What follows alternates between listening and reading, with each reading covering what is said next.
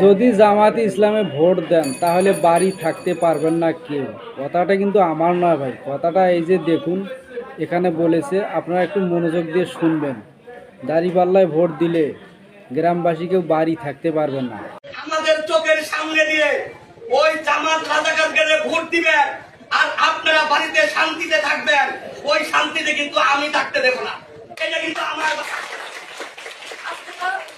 আপনারা ভোট দিলে আওয়ামী লীগকে বলি, আপনারা ভোট দিলে বিএনপিকে দিবেন, না দিলে আপনারা ঘরে শুয়ে থাকেন, আমাদের আপত্তি নাই।